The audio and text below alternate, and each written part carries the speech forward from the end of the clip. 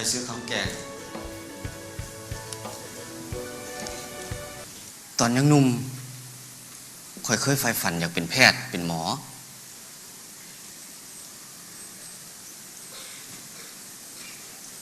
สหายหงย้อนสหายความใฝ่ฝันของข่อยจึงเปลี่ยนจากการที่อยากเป็นแพทย์หมอหันมาเป็นนักแต้มเหมือนกับสหาย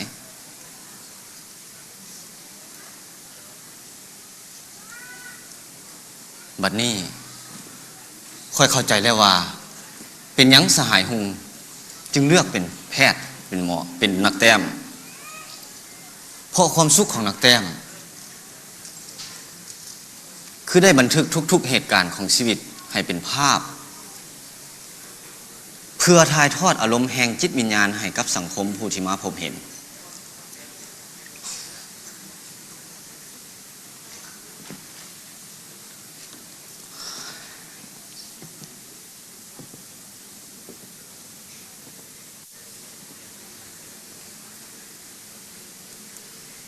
นี่คือสหายหงและสหายสุงทหารอาสาสมัครจากประเทศเวียดนาม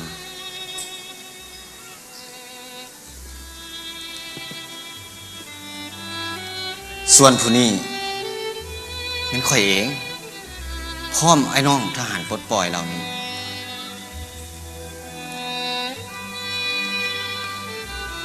สหายหงและสหายสุงพร้อมกับไอ้น้องทหารปลดปล่อยเหล่านี้ได้พร้อมกันต่อสู้อย่างพิราศอาถรรพ์จนถึงวินาทีสุดท้ายของชีวิตเพื่อปกป้องพื้นแผ่นดินนี้เอาไว้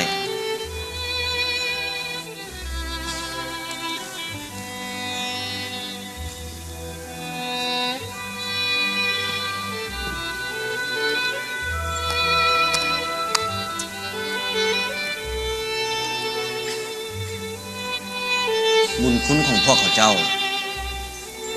ประเทศชาติจะจดจำไว้ตลอดไป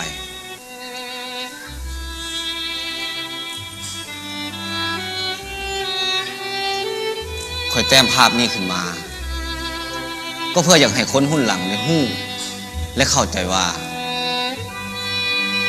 ก่อนจะมีวันนี้วันที่ทุกคนได้อยู่อย่างมีความสุขลูกหลานได้เข้าโรงเรียนทุกคนอยู่ทางทำมาหากินนั่นบ่จักว่าเท่าใดคนที่เป็นพ่อเป็นแม่ลุงป้าอ่าวอาของพวกเขาได้เสียสละชีวิตเพื่อให้พวกเขาได้อยู่เย็นเป็นสุขในวันนี้ในนั้นก็มีไอ้น้องกองทัพปลดปล่อยเหล่านี้พร้อมทั้งสหายฮุงและสหายสุงทหารอาสาสมัครจากประเทศเวียดนาม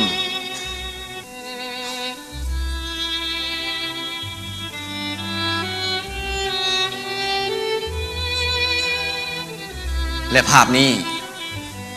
ค่อยได้ให้ชื่อว่าแดนแห่งอิสระ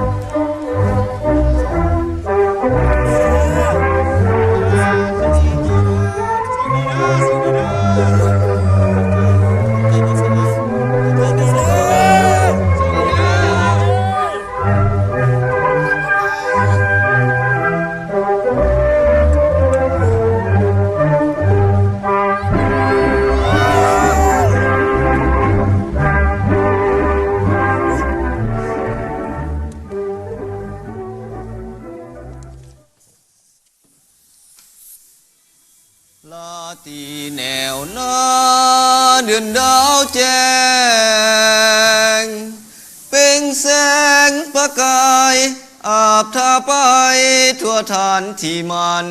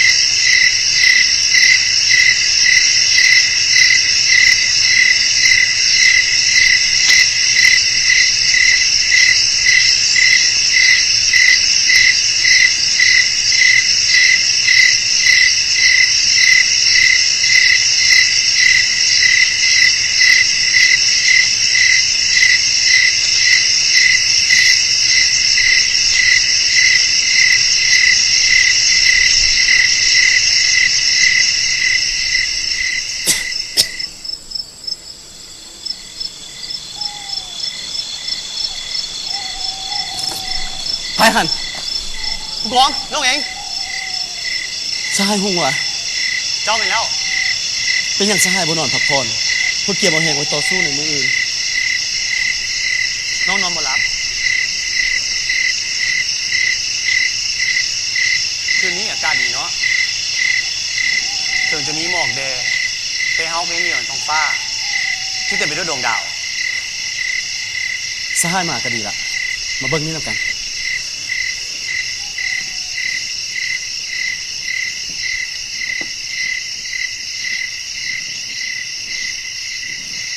เมื่อวานนี้ได้รับข่าวจากกองทัพของพวกเขาว่าป้อมศัตรูจุดนี้จุดอยู่ทางนี้แม่นกองทัพพวกเขายึดมาเป็นเขตที่มั่นเฮียมห้อยแล้วสำหรับป้อมของพวกเขาเฮ็ดจังใดพวกเขาก็ต้องรักษาเอาไว้ให้ได้ดังนั้นให้สหายมาบรรษาทางเบื้องนี้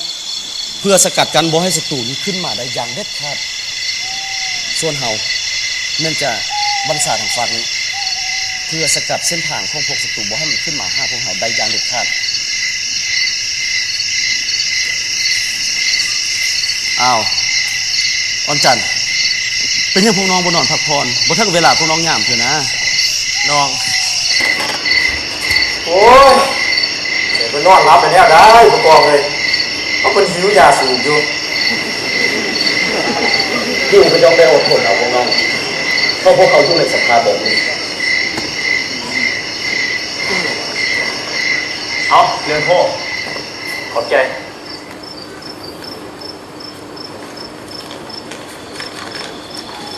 ผมก็ขอตามนี้หน่อย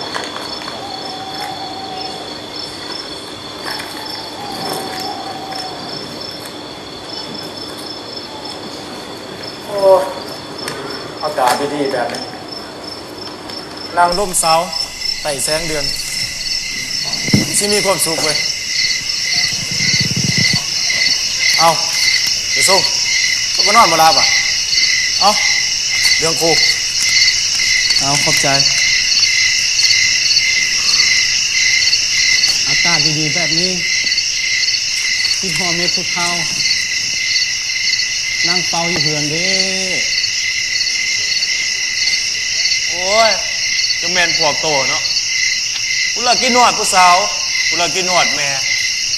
พวกบอกว่าท่านชุดกูจกขึ้นมาสู่ไปแล้ว นายฮุงย่าเสียนภาษาเวียดนามว่าเนี่ยไรพวกเราฮะพวกเราพวกไม้ของว่ายาเป็นยังที่เอิญว่ายาเล่า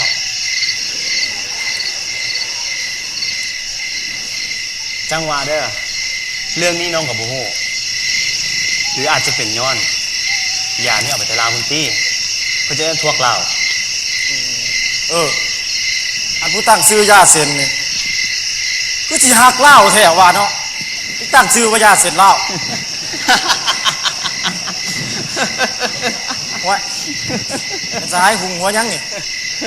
เว้ายังเป็นตะหัว เราหัวก่อนน้องว่าผู้ตังซื้อยาเส้นเหล่านั้นหักเหล่า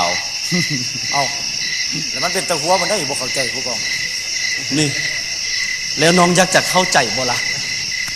เอางงเว้ยนี่ยังคือผู้กองเลย หักเหล่าภาษาเวียดนามหมายถึงว่าขี้กากเข้าใจระบอก พี่กา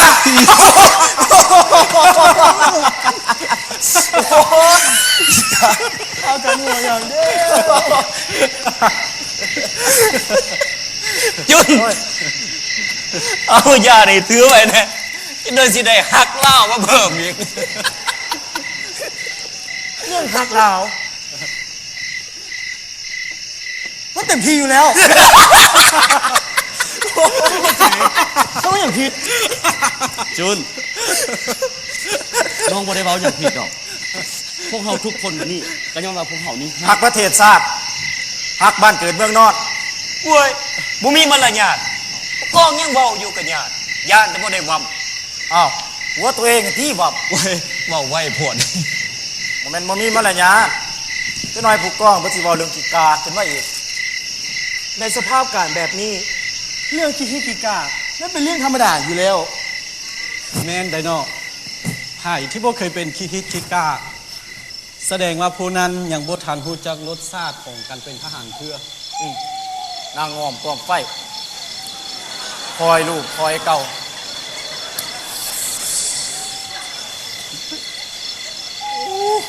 มันมีแห้งเว้ย เสิร์ชเมียไปคนเดียวโลด ว่าเรื่องกองไฟคิดฮอด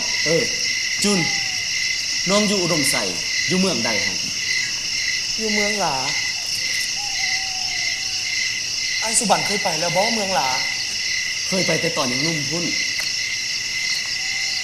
เมืองหลาเป็นเมืองที่อุดมสมบูรณ์หลายและยามนี้ประชาชนควมม่วนซื่นกับการเก็บเกี่ยวผลผลิตของตนเองและยามอากาศดีแบบนี้ผู้บ่าวนั่งอ้อมกองไฟมกเผือกมกมันกับผู้สาวศึกษาเด้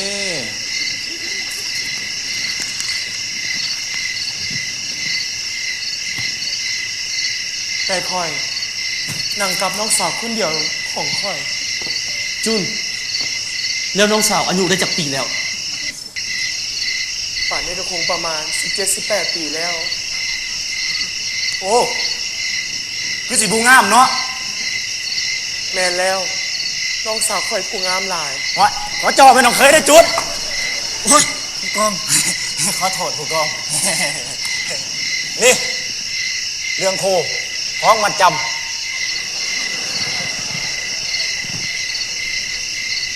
แต่ว่าสงครามในขาน้องสาวคนเดียวที่เหลือของคอย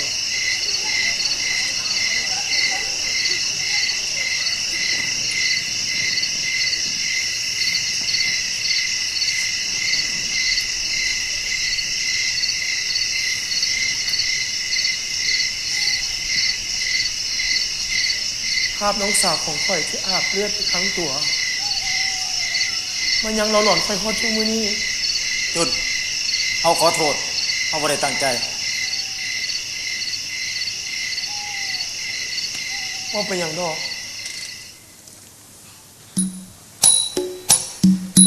แฮมเมื่อกนเปลี่ยดอมตั้งหันแย่ตายเบื่อนเหยียดแป้ลหลอกแฮมคนเปลี่ยเปลี่ยมันซึ่งร่างร้อมซึ่งอาเมื่อซึ่งอาเมื่อตายแฮมแฮมนั่งคนเปลี่ยดอมตายก่อแย้งแฮมนางจนนำจงยงมาก็หันปีกตั้งเงินแง่ตายก็รักแฮมนางมวยคนอายดาหมอกจงเกยแต่งเรแต่งสวนหมอนยงหมอนมานอเกยแต่งโอ้ยสักตูไก่พานแฮมหน้าแต่งเมื่อแฮมนางใบเนื่องโตเมื่อสัตตูเอ้ยผ่านแฮมโอแต่งเมื่อเกิดแย้งภาพลองกันนี้ใบอามือใต้จีลงใบอามือใต้จีลง แล้วอ่อนจัดเลยน้องบุคิดฮอดไผ่ได้บอก โอ้ยอันถอนจันก็สิคิดฮอดให้เด้เพราะเขาว่าเป็นทหารก็ย้อนขี่ข้านเฮ็ดหน้าแม่เพิ่นไล่ตีขามทงแต่ว่ามา โอ้โลโลเลย นี่เอาเพราะว่าเป็นความจริง เอาอีกตะบ่พวกน้องพากันค่อยๆเลยจักหน้อยคือจะตื่น นี่เป็นน้ำโซ่ล่ะ แน่เว้าบ่ทันสุดความจังได้ทองสุขคือตื่นมาไวแท้ ว่าเด้บ่นอนบ่หลับอย่างหิวนี่ อันนี้ก็กินให้กินก็ดีได้เฮ้ย นี่นะเว้ย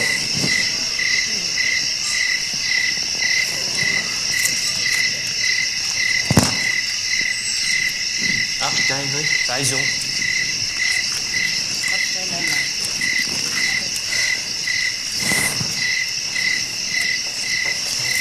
พวกน้องทั้งสองกลับเข้าไปนอนไหมมันยังดึกอยู่ บ่เป็นหยังนอนอยู่กับพวกอ้าย น้อยเด้บ่กลับไปนอนตื่นบอกอย่างบ่เทิงเสี้ยนพวกน้องยามง่ายนะ น้องก็จะอยู่ลำปางเหมือนกัน มาฉันพวกน้องทั้งสองมานั่งถึงพี่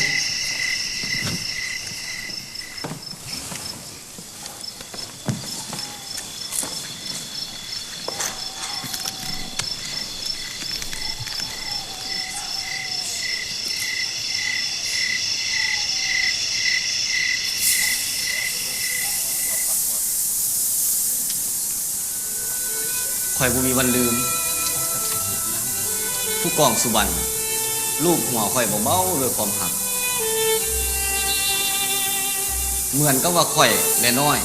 เป็นลูกคิงๆของเพิ่นน้อยบ่หนาวบ่ บ่ปัดได้ น้อย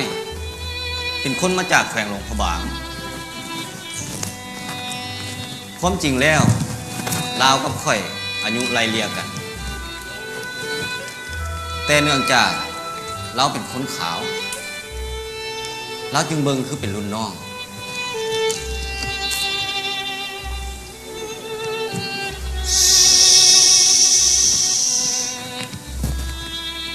เกิดเรื่องแล้ว บังอาจจังมึงจะไปใส่มึงจะตีมึงตายกันบังอาจจังบังอาจจังมึงมาดิมึงจะไปใส่บังอาจจัง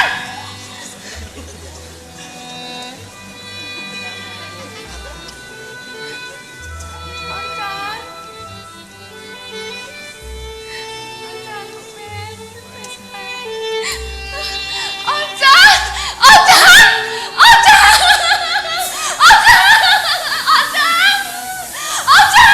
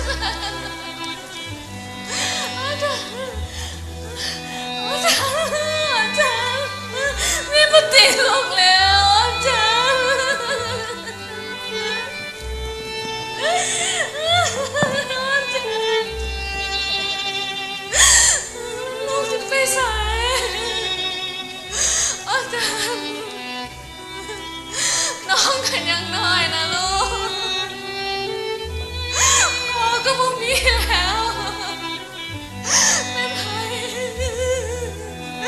แม่ไพ่สิเฮ็ดมาเลี้ยงแม่วันจันทร์ก็มาแม่ก่อน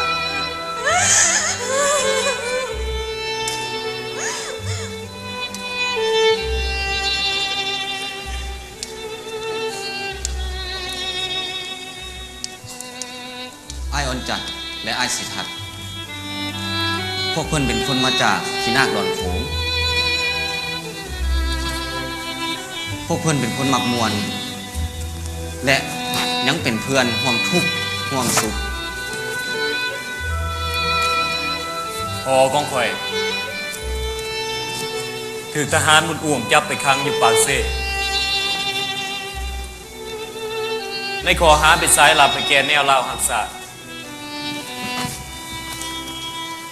พวกมันได้ทรมานพอของข่อยจนตายนับแต่มือที่พอถูกจับเพื่อได้เขาเป็นตัวแทนของพอเพื่อติดต่อส่งข่าวการเคลื่อนไหวกับพวกศัตรูให้กับฝ่ายแนวเล่าหักษา ตอนนั้นไอ้ได้จะปีแล้ว ประมาณ 18-19 ปี ส่วนน้องสาวของข่อยตอนนั้นอายุเพียงแต่ 6 ปี ดังนั้น จะมีข่อยเพียงคนเดียว ที่จะต้องเฮ็ดหน้าเลี้ยงแม่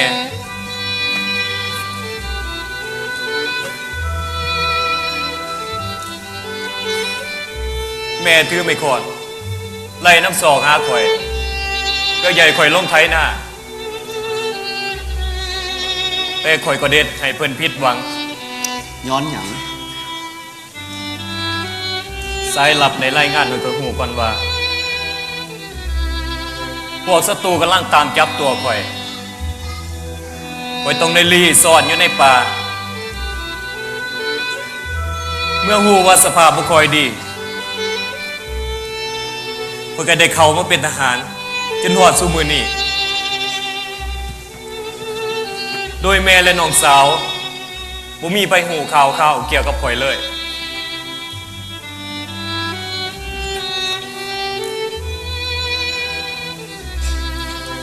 ป่านนี้อีนางน้องสาวของข่อย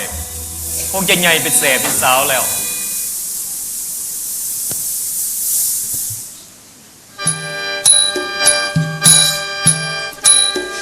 อ้วนสวนแก้มอายอ้วนสวนน้องให้หวนขึ้นมา ขอให้อายกาบตาขึ้นมาบ้างยินว่าไปเขตแควนเขตทินแดนเหนือเมื่อได้นอสิกาเต้าขึ้นมาบ้างอายเอ่ยให้อายกลับมาทนกลับมาสะก่อน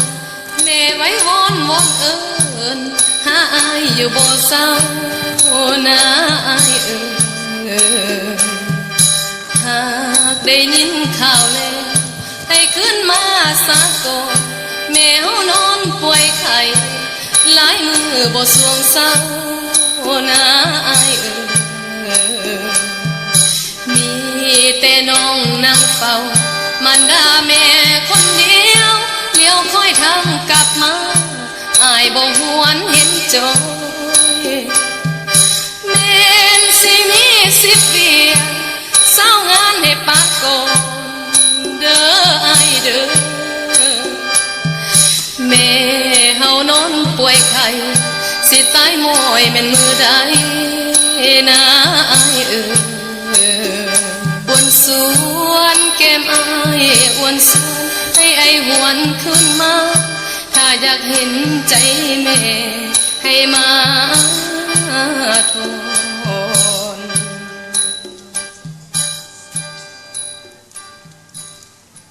แม่ยกโทษให้ลูกแด่เมื่อใดประเทศศาสตร์ได้รับการปลดปล่อยลูกจะกลับเมื่อหาแม่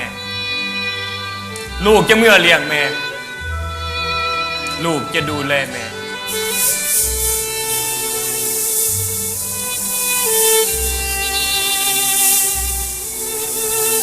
ก การเล่าของไอ้ายอ่อนจันทร์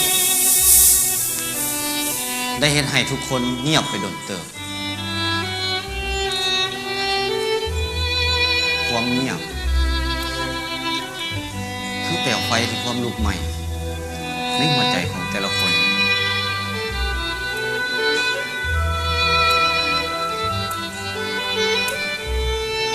ความหักที่แท้จริงถ้ามันได้ครอบงำจิตใจของผู้ใดแล้วบ่ว่าจะอยู่ในวัยใดชนชาติชนเผ่าใดหรือสมัยใดมันก็จะเฮ็ดให้คนผู้นั้นเต็มเปี่ยมไปด้วยความสุข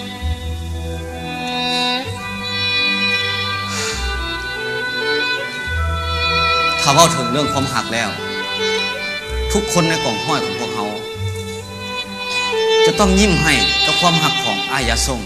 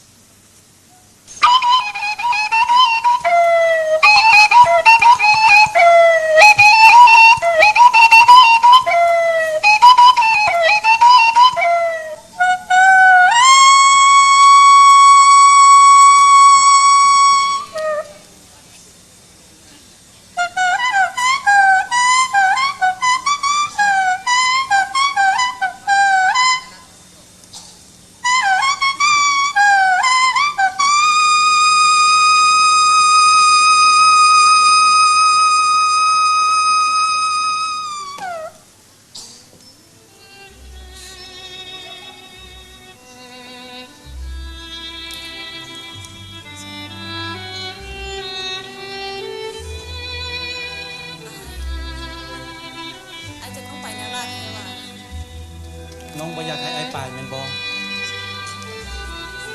น้องหักอายดิ ไอ้ฮู้แต่เมื่อใดที่ประเทศชาติยังถือพวกศัตรูคุกคามไอ้ อายต้องทีมน้องไปเป็นบอล ให้สัญญาว่าไอ้จะต้องกลับมาหาน้องให้ได้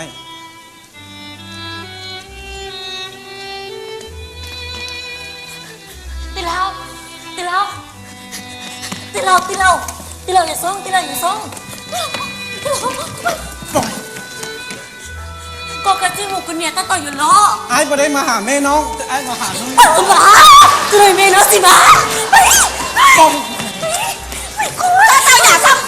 ก็ตาอยากซ่องแม่มึงจะเอาทั้งไงทั้งนอกนะคะบางอย่าซ่องมึงจะคือกันกูอยู่มันมักเลยมึงยังสิมักมันอีกอยู่วะฮะมันโบเมนเอานั้นโบได้เมนคือที่เมย์คิดเมย์ผมเข้าใจพวกลูกอยู่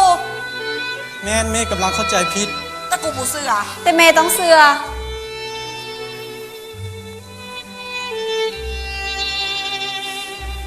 พ่อแม่กำลังเข้าใจผิดอยู่เห็นบอกเขาบอกอีเมย์แล้วเมย์เข้าใจผิดไปกูจังให้เจ๊เต่าตะหน้าก็เจ๊หมูตะเลิกกูจังให้เจ๊เต่าตะหน้าล่ะเจ๊หมูตะเลิก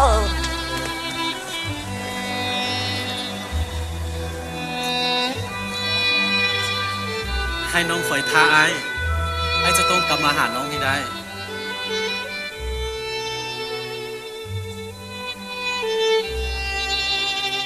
เจ้า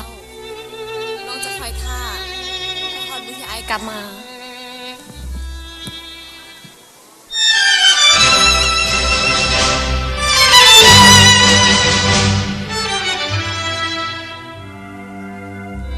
ไอ้หักน้องเด้อ要求别个什么报告就要押送。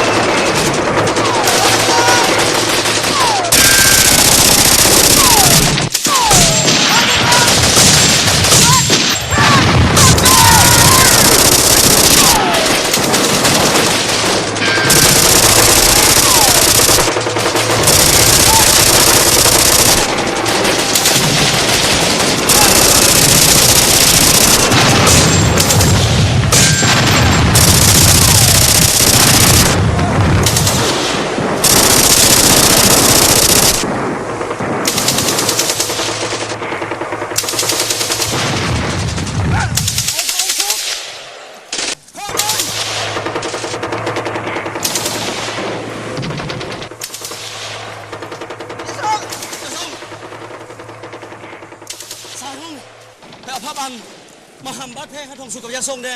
น้อยเลยน้อยเป็นยังจุนน้อยจุนยนอาจารย์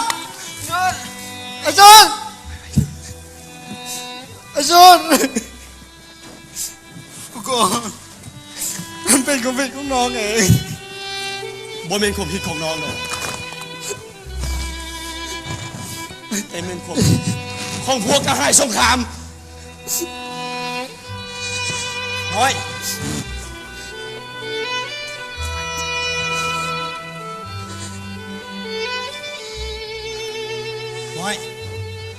มึงต้องโทษตัวเองดอก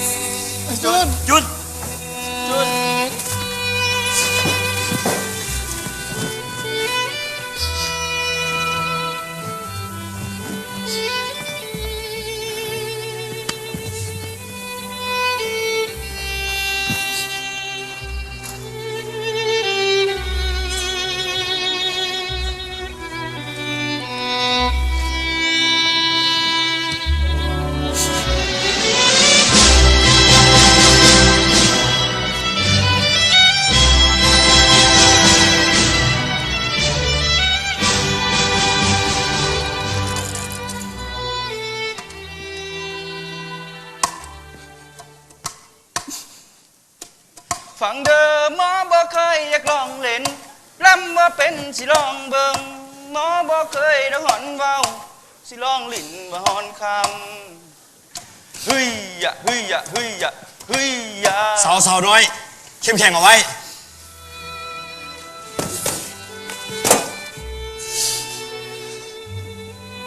ไอ้จุนถึงมาจบชีวิตลงผมไปแผล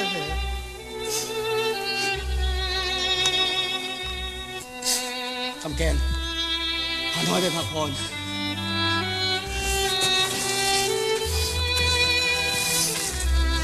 ส่วนไอ้น้องเขามันกดตาเป็นอาวุธ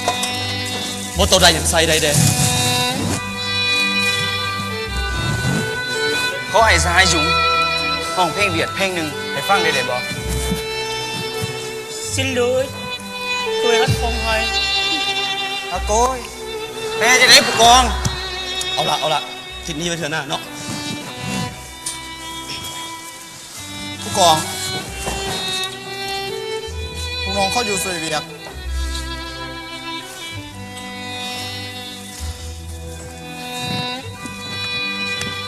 น้อยบ่เป็นอย่างหรอกตีอดทนและเข้มแข็งเอาไว้เพราะหน้าที่เขายังยาวไกลและหนักหน่วง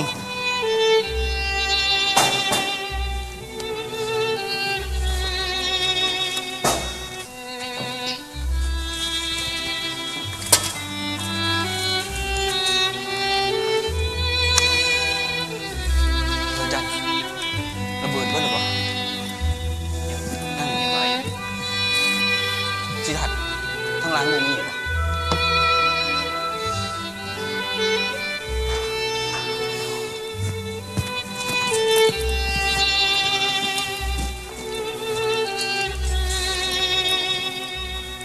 สิทัศน์สีหน้าไม้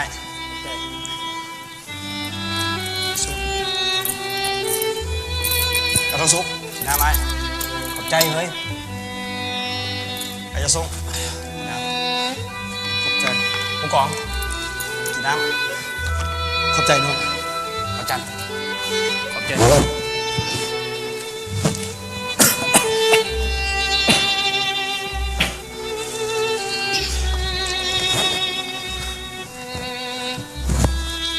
ใช่คุณ เป็นผู้กอง ทำแกนใส่ปืนน้องเฮียมห้อยดีบ่ เจ้าเฮียมห้อยดีแล้ว เบิ่งไอ้กวดเบิ่ง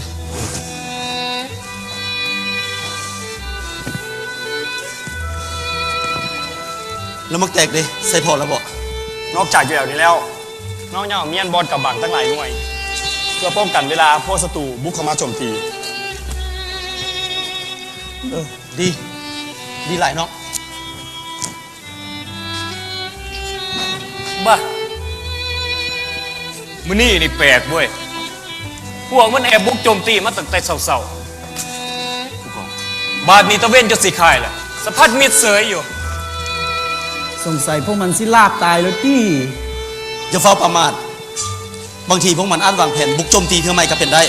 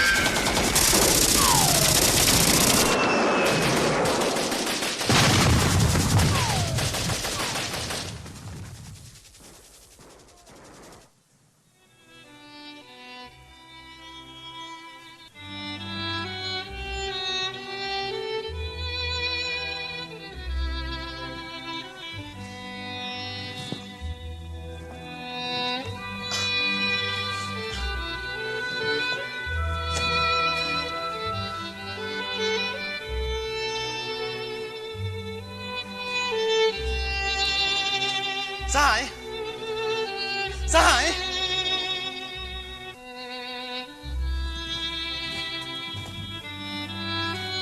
ผู้กอง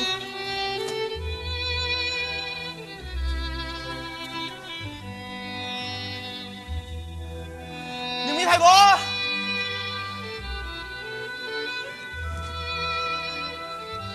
ยังมีไผ่บ่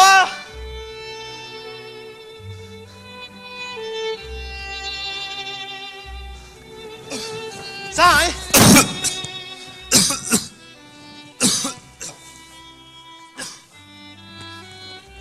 สหายสหายยังไม่ตายทำการบ่ไปแล้วน้อยน้อยน้อยน้อยเป็นอย่างบ่น้อยใส่ข้าวแกงห้องหามเบิ่งเราเดี๋ยวห้องไปฝากมาให้น้อยอดทนอภัยน้อย ลูกปืนตาซื่อๆบ่ตายง่ายหรอก หูแล้วว่าเก่งขนาด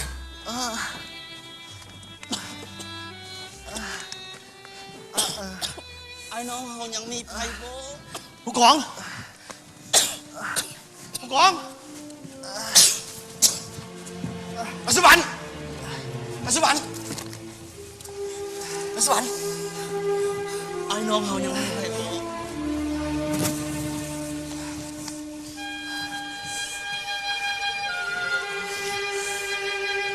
นอกจาก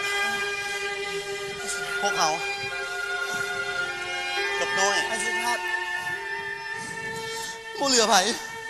น้อยน้อยน้อยน้อย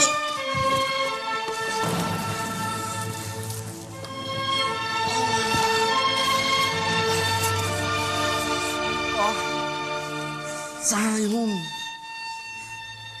เฮาในนามผู้กองขอมอบหน้าที่ให้สหายเพื่อปกปักอารักษาต้มที่มันนี่ให้อยู่รอดหอดมืออื่นพอมืออื่นจะมีกองกำลังของพวกเราขึ้นมาช่วย ผู้กองจะบ่เป็นหยังสายหูเอ้ยไอ้ขอบฝาก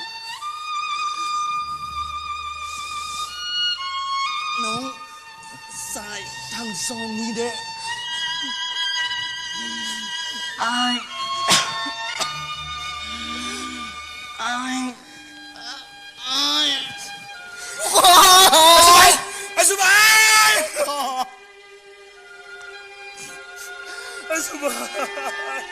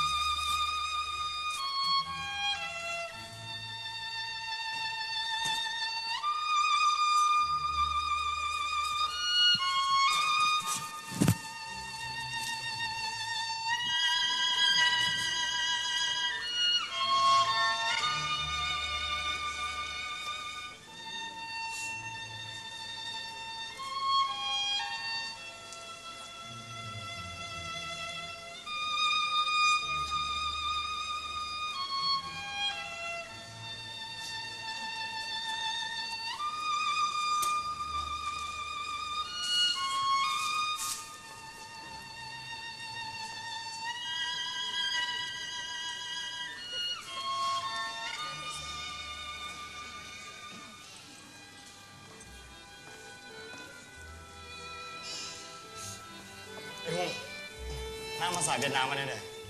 เหนือ อยากกินน้ำได้ หมวนอวงเหนือ ไอ้หุ่งกินน้ำไอ้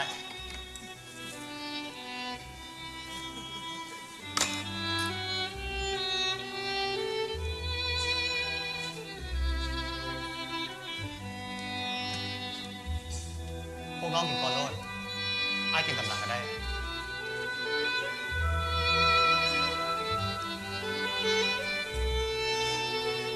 ว่าให้ตัวกินก่อน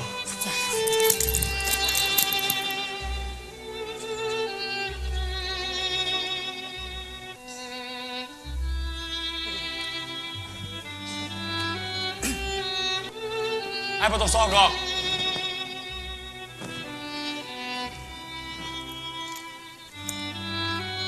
น้องซ้อมหมดแล้ว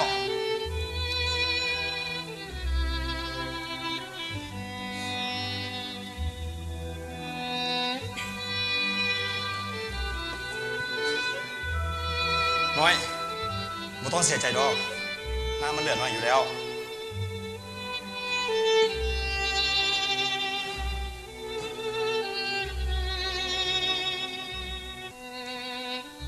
แต่ถึงอย่างใดค่อยก็ดีใจ ที่เจ้าได้กิน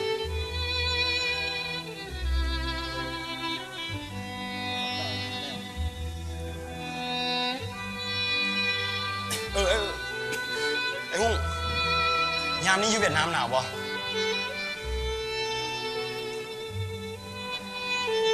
อยู่เวียดนามยามนี้แม่นฤดูบานใหม่ซึ่งเป็นยามดอกคายพร้อมตุ้มจอดอกและอีกบ่ดนมันก็จะบานเพื่อให้ชาวเวียดนามได้นำมาประดับในมือเต็ด เต็ดมันยังไง เต็ดเป็นบุญปีใหม่ของชาวเวียดนาม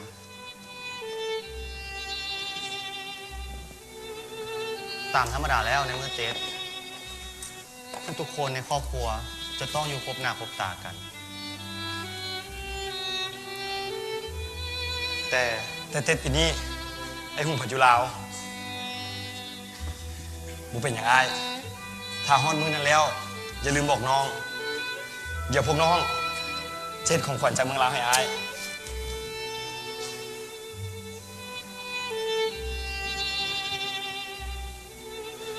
ขอบใจพวกน้องไอ้หุ่นปีนี้อายุได้สักปีแล้ว25 ปี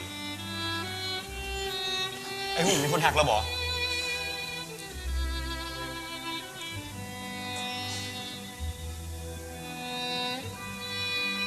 มีแล้ว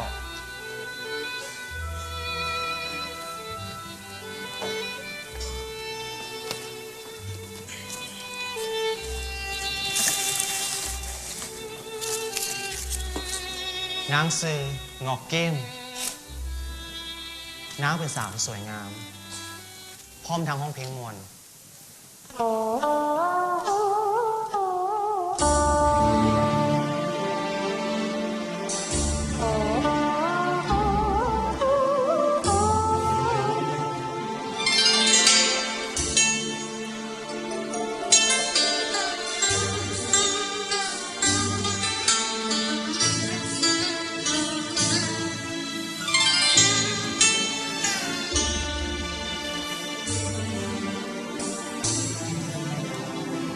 đã bao lâu rồi không về miền Trung thăm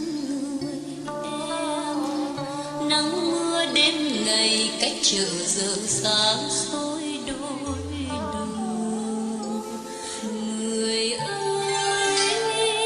có về miền quê hương thủy dương nước chảy còn vương bao niềm thương cho nhắn đôi lời dẫu xa muôn trùng tôi vẫn còn thương sao là nhớ ai xuôi thuyền bên ngự đẹp trắng soi đến trường và nhớ tiếng hò ngoài vẫn lâu chiều nào ước nguyện đẹp duyên nhau dài lâu xa rồi còn đâu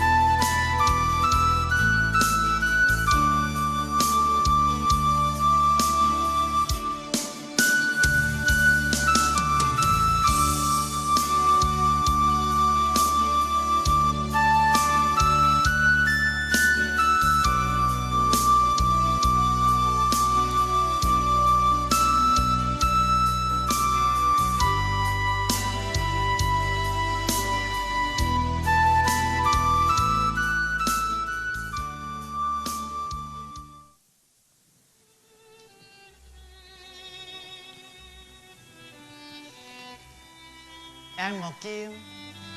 Dạ, có gì vậy hả anh Hùng? Em đi đâu mà lâu nãy em không thấy? Đôi mắt anh để ở trên trời, làm sao mà thấy em? Ngọc Kim ơi, có phải anh muốn xa em đâu? Anh yêu em lắm đó. Sáng đêm nào anh cũng nghĩ đến em. Nhưng vì Tổ quốc, vì tình nghĩa Việt Lào, vì hạnh phúc nhân dân hai nước chúng ta, anh phải xa em đấy thôi.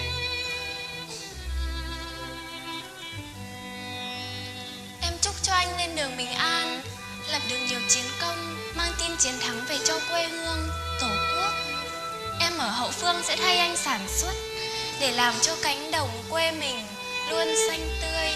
làm quà chào đón anh ngày chiến thắng trở về. Ngọc Kim ơi, anh xin gửi người mẹ già của anh để em chăm sóc cho anh nhé. Ôi anh Hùng ơi, đây là diễm phúc cho em khi được chăm sóc cho mẹ anh, cũng là niềm hạnh phúc của em. Dù có khó khăn vất vả, em sẽ không ngại ngần. Xin anh đừng lo lắng.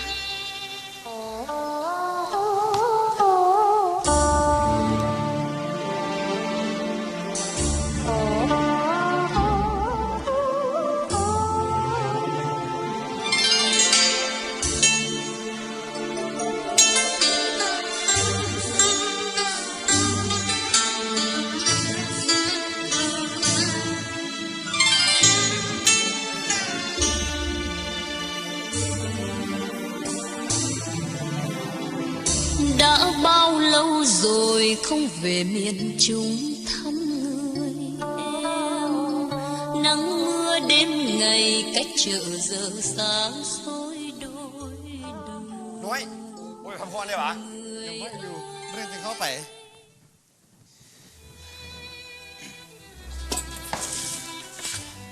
แล้วพวกน้องเด๋บูมีอย่างอยากจะเล่าสู่อ้ายฟังได้ปะ บูฮู้จะเริ่มต้นจากใส่ดี น้องก็ว่าสำหรับ สั้นเริ่มต้นจากอายุก็ได้ น้อง21 ปีกำลังสิเข้าน้อยเด๋ 22น้องก็ประมาณนั้นคือกัน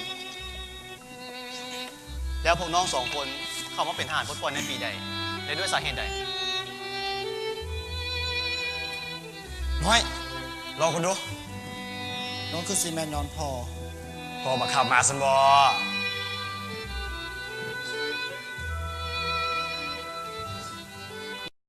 รวมเราครั้งทำอิฐในปี 1957 กองพันที่ 1ของแนวหลังหักษาได้ขึ้นมารวมกันอยู่ที่เมืองเซงเกิลที่โรงพยาบาลตอนนั้นอายุเขาได้ประมาณ 6-7 ปี พอจือผมใด หยุดก่อนพ่อจะว่าขึ้นรวมลาว ฟังเขาจบก็ดู พอเขาเป็นคนเซ็งเงินเป็นว่าตอนนั้นอายุเขาได้ 6-7 ปี เอาต่อซะนะ ตอนนั้นค่อยมีน้องชายคนหนึ่งอายุประมาณ 4 ปี เมื่อมีทหารปลดปล่อยมาพักอาศัยพ่อแม่ค่อยต่างก็ดีใจเล่นทุกสิ่งทุกอย่างเต็มพ้นเสื้อใจเลยได้มอบหมายหน้าที่ให้เป็นสายลับเพื่อสืบการเคลื่อนไหวของพวกศัตรูอยู่แถวนั้น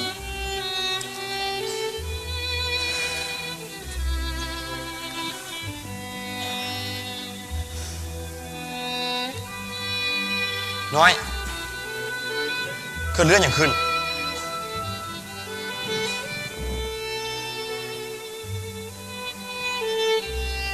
ต่อมาในปี 1958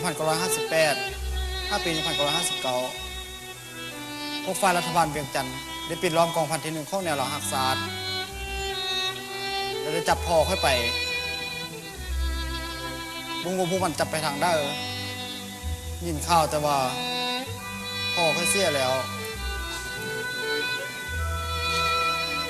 แม่ค่อยห้องให้ จนในที่สุดก็ล้มป่วยต่ำพอไปค่อยกับน้องเลยไปอาศัยอยู่น้ำปลาอยู่ที่โรงพยาบาล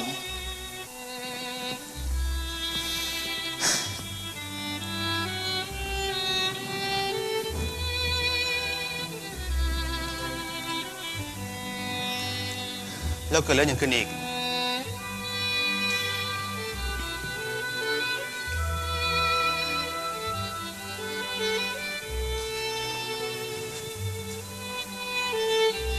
บ่พอเท่าละปี น้องสาวคนที่เขาหัก ก็มาจ้างเข้าไปอีก ค่อยรอโอกาสจนในที่สุดค่อยก็ได้เข้ามาเป็นทหารปลดปล่อยผลไรรู้สึกเจ็บหัวเขาตัวพักผ่อนกันแล้ว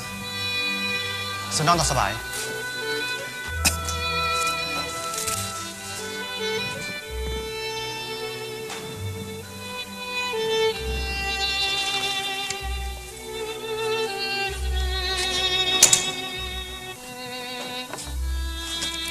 แล้วคำแกนเด๋บุเข้าไปพักผ่อนได้บอก น้องเขาอยู่ไกลหุ่งนี่แหละ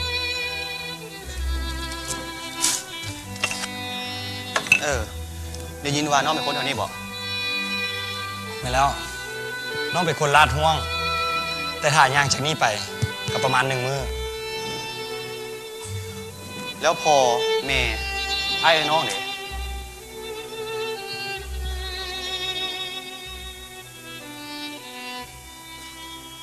ในปี 1969 พ่อแม่และน้องสาวของน้อง มาทางพี่หมุบลงนี่แหละหมุบลง จ้าไม่ลูกที่ไปซ้ายกลับมาก่อน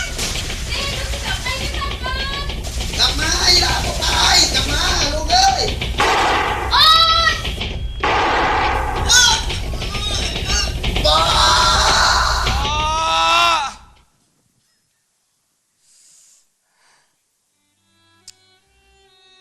3 ศพต้องมากองอยู่เทิงแผ่นดิน แผ่นดินที่เคยให้ความสุ่มเย็นแก่พวกเพิ่นผู้ที่บ่มีความผิดอย่างหมด เมื่อพ่อแม่และน้องสาวของน้องได้เสียชีวิตไปแล้ว น้องบ่ฮู้ว่าจะใช้ชีวิตอยู่ต่อไปแบบใดจึงตัดสินใจเดินทางเข้าป่าไปหากองทัพปลดปล่อย แล้วเหตุจังไหนจึงได้เจอกองทัพปลดปล่อย น้องเดินทางคนเดียวตั้งหลายมื้อและบ่จือว่าเกิดเรื่องอย่างขึ้นกับน้อง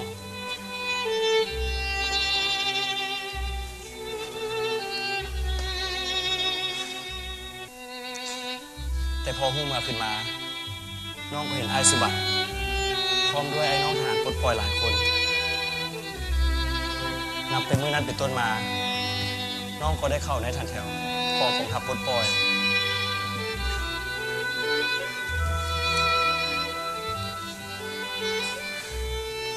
ไอ้ายสุบันซึ่งเป็นผู้กองได้สอนให้น้องรู้จักมิตรศัตรูรู้จักแบบแผนการดำรงชีวิต ก็คือระเบียบของทหารปลดปล่อยผู้หนึ่ง เพิ่นยังสอนให้น้องรู้จักอ่านและเขียน และก็รู้จักยิงปืน เพิ่นหักน้องเหมือนกับน้องคิงๆของเพิ่น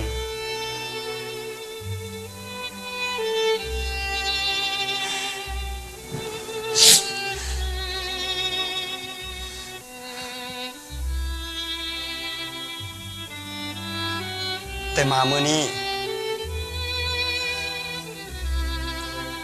น้องบ่มีไผอีกแล้ว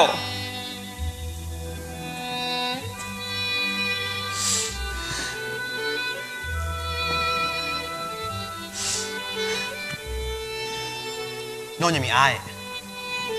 มีเท่าน้อย มีกองทัพปลดปล่อย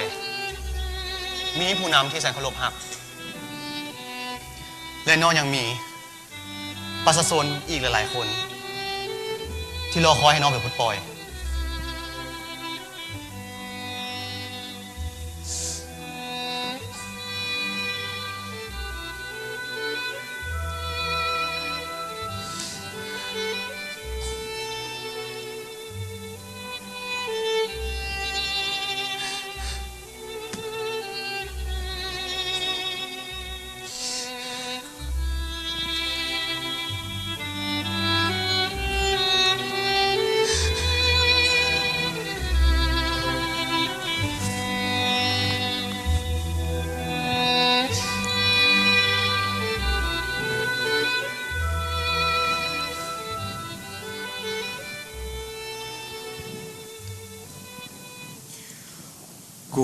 mạc vóng trên rừng Trường Sơn, hai đứa ở hai đảo xa thẳm, đường xa chân muột này đẹp lắm. Trường Sơn Đông nhớ Trường Sơn Tây.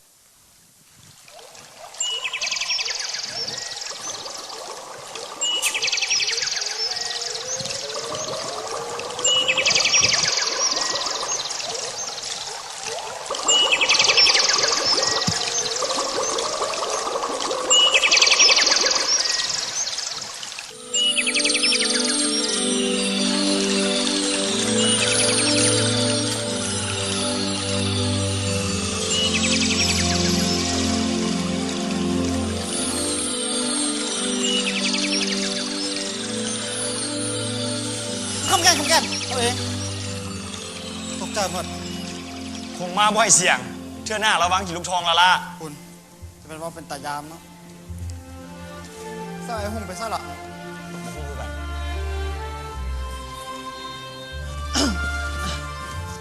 พักกันตื่นแล้วบอกหิวบ่ ไอ้หุ่งไปใส่มา ไอ้หุ่งสึกหิวก็เลยลุกไปตามเอาน้ำกันนะรอไปตามปลาแล้วบอกกล้วยกับน้ำมาต้อนขอบใจอ่ะกล้วยกับน้ำ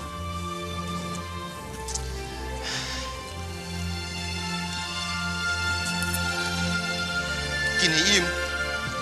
เมื่อนี้ต้องสุกกับสักตัว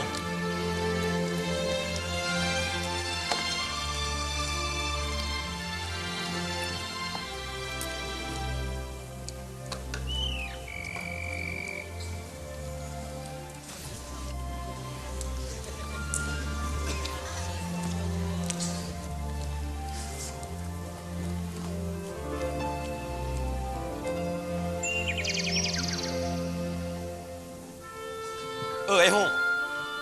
แก้ภาษาเวียดวันอะไร จ่วย ไอ้หุ่งอันจวย พวกน้องพากันกี่รถ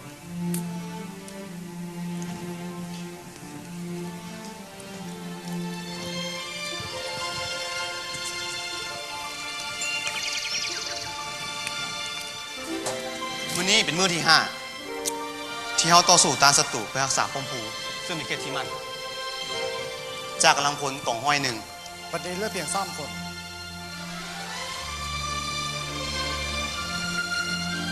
กินใส่พวกน้อง กินให้อิ่มเพื่อให้มีให้ต่อสู้กับศัตรู ไอ้หุ่งกับควันกินใส่อีกแด ไอ้ายกินอิ่มแล้ว เดี๋ยวไอ้ายจะเข้าไปกดการอาวุธไปยังไซเดอร์ซันได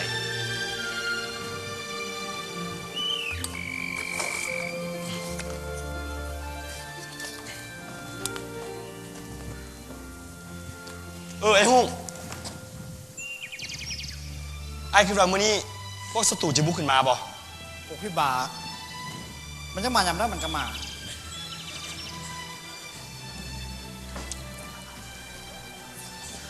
แน่นอน ทุกครั้งที่พวกมันถอยไป แม่งเพื่อไปต้องร่วมกำลัง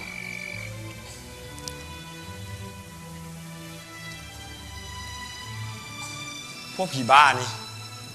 มันอยากได้หน่วยภูนี่เป็นอย่างไรหุ่ง แม่นเลยผู้ซื้อกันจากใดพอพูดในนี่เป็นผู้ยุทธศาสตร์น่าก็ว่าพวกน้องร้องเหลี่ยวไปเป็นผู้นะพวกน้องเห็นอย่าง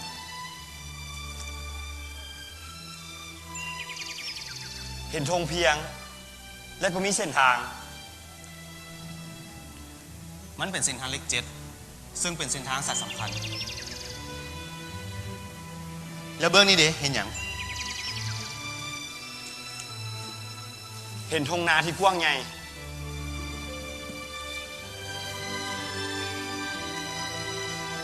พ แล้วเบิ้งนี่เด้ มือนี้จะเห็นผู้ไล่หน่วยเด็กกันไปท่านแพ้วโอ้อยู่นี่จะแมนเบิงกวงแห่นไก่เนาะ ย้อนอันนั้นแหละผู้ด้วยนี่จึงกลายเป็นผู้นุชศาสตร์ซึ่งพวกศัตรูว่าครอบครองให้ได้ บ้า บ้าที่สุดเลย พวกมันเป็นไผ่และมาจากใส่แผ่นดินนี้บ่เป็นของพวกมันแผ่นดินนี้ได้รอเลี้ยงคนลาวเฮามาแตะดึกดำบรรพ์และเป็นอย่างมันจึงอยากได้ ซัมโบนัมยังค้าฟันลันแทงประชาชนผู้ที่บุมีความผิดทั้งหมด ไอ้หูประชาชนลาวได้ไปสร้างความเดือดร้อนอย่างให้แก่ไผ่พ่อแม่และน้องสาวของน้องได้ไปเห็นอย่างให้ไผ่และเป็นอย่างมันจึงฆ่า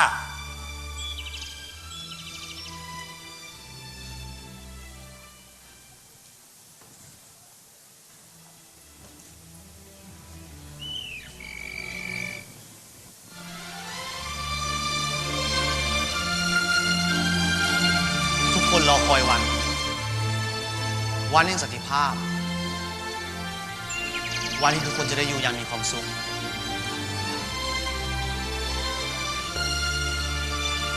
ถ้าสงครามยุติลงไอ้หูจะไปเห็นเวียกอย่าง ก่อนจะมาเป็นทหารอาได้เรียนจบจากโรงเรียน วิจิตรกรรมศิลป์ วิจิตรกรรมศิลป์แล้วสหายเฮียนด้านใด เรียนแต้มรูป ไอ้หงเป็นนักแต้มไอ้แต้มหูน้องได้ปะ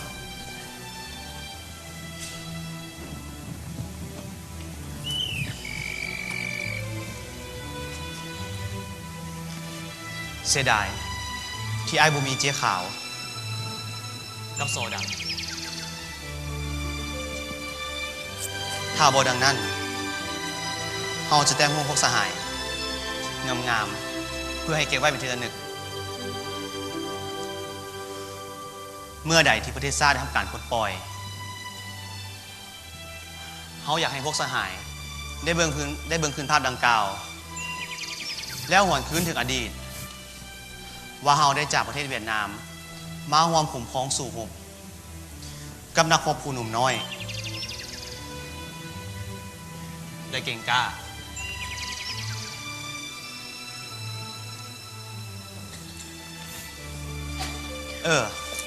แล้วพวกสหายนี่ภายหลังที่ประเทศชาติได้ทำการปลดปล่อยแล้ว พวกสหายจะไปเห็นอย่าง น้องคิดว่าน้องจะเป็นทหารเพื่อปกป้องแผ่นดินนี้ไปตลอด แล้วคำแก้นี่ เขาก็ยังโมแน่ใจ แต่ในใจลึกๆแล้วเขาอยากเป็นแพทย์เป็นหมอ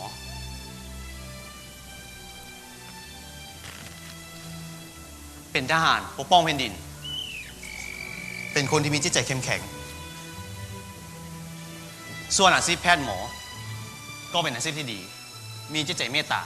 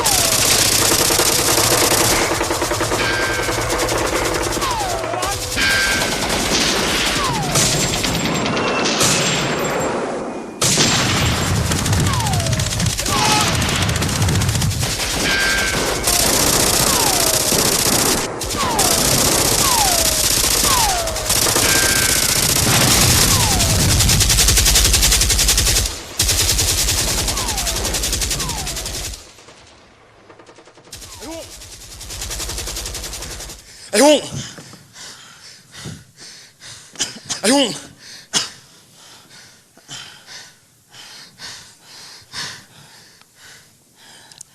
คำแกน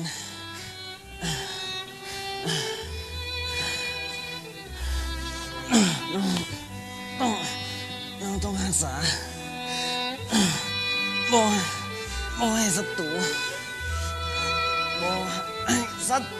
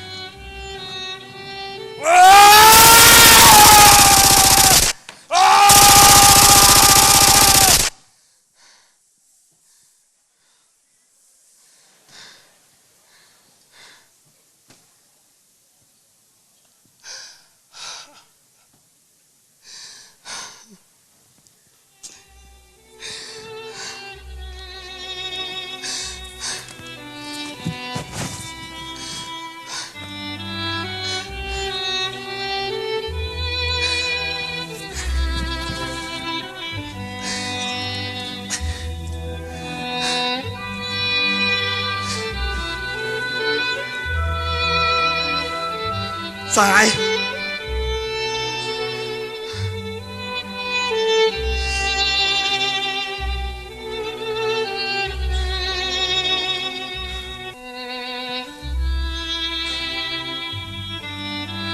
สาย สายตื่นขึ้นมาเป่าคุยให้ฟัง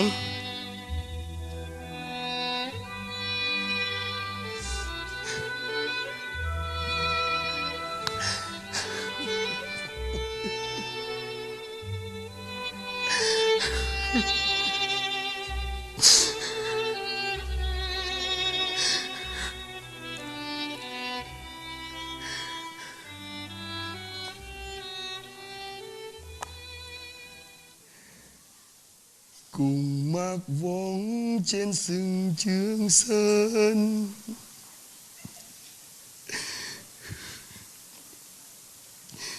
hai đứa ở hai đảo xa thẳm dài đường xa chân mùa này đẹp lắm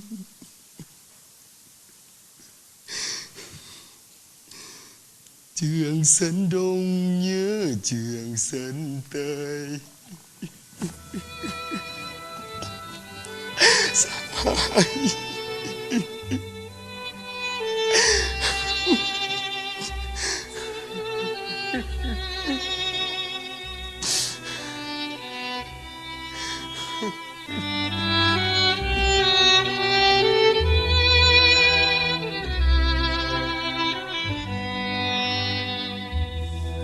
Mạc vong trên rừng Trường Sơn hai đứa ở hai đảo xa thẳm đường ra chân mùa này đẹp lắm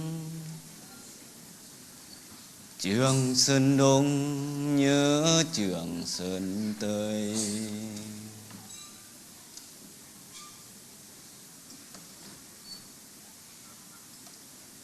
ภาพสหายหงทหารอาสาสมัครจากประเทศเวียดนามในอ้อมกอดของข่อยนั้นมันยังอยู่ในความทรงจำของข่อยมาตลอด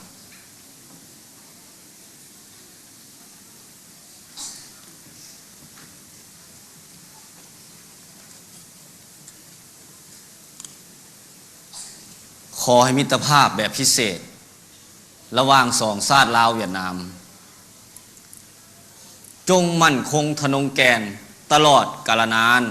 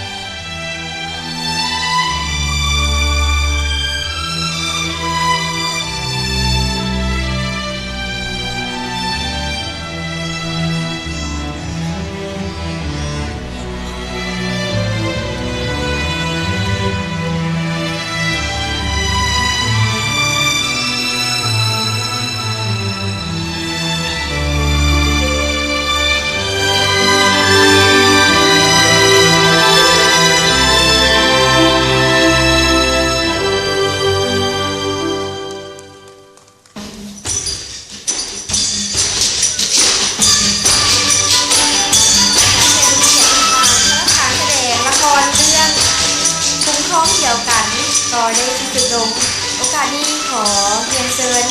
บรรดาการนำพักรัฐลาวเวียดนามต้องเลือกบรรดาแขกทานได้ขึ้นมามอบดอกไม้เพื่อเป็นกำลังใจให้แก่นักแสดงของพวกเขาเนาะสำหรับการแสดงของพวกเขาก็มีบรรดากรมของการแสดงที่ออกทางกระทรวงแถลงข่าวไว้ทำท่องเที่ยวหลายภาคส่วนที่เข้าร่วมการแสดงในครั้งนี้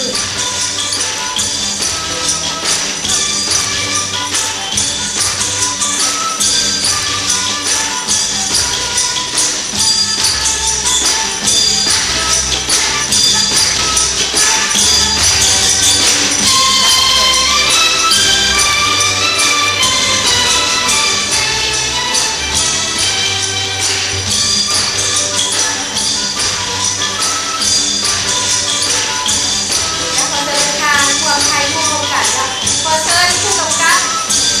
การแสดง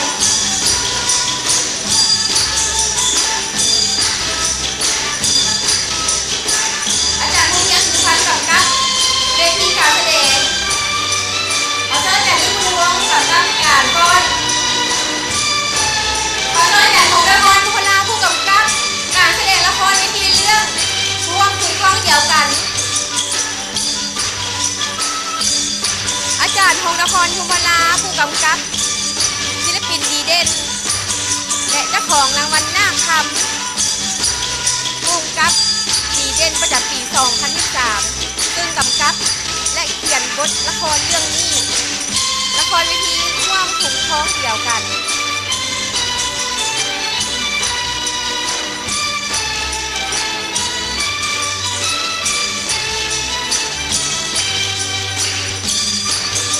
ขอแสดงความขอบใจนำคณะนำกระทรวงแถลงข่าววัฒนธรรมและท่องเที่ยว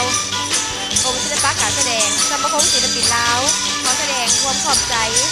นำกระทรวงป้องกันประเทศขอแสดงความขอบใจสถานทูตเวียดนามประจำลาวขอแสดงความขอบใจศูนย์ประธานเวียดนามประจำลาวสมาคมใหญ่เวียดนามประจำลาวและสมาคมชาวเวียดนามและขนมจันทร์ขอขอบใจลาว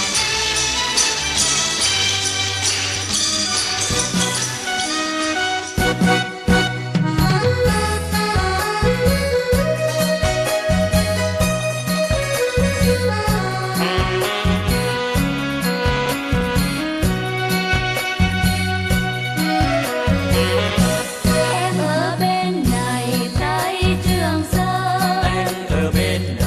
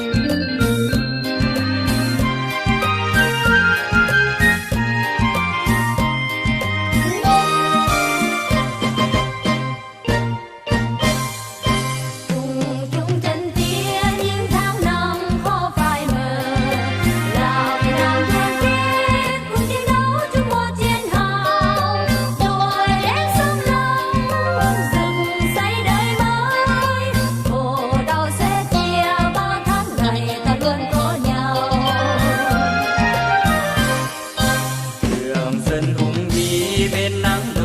เปียเมื่อมวนทิ้งป่าทิ้งดงจีกุ้งสะเก็งเทียนหมดเทียนหาวหัวลีเตืองจุงกุ้งจุงเทียนเทีย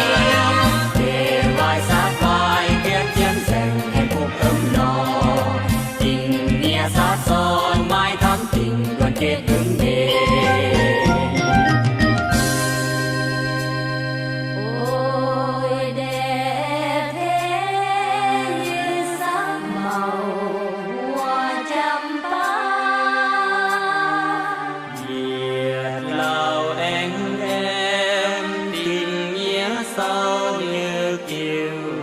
love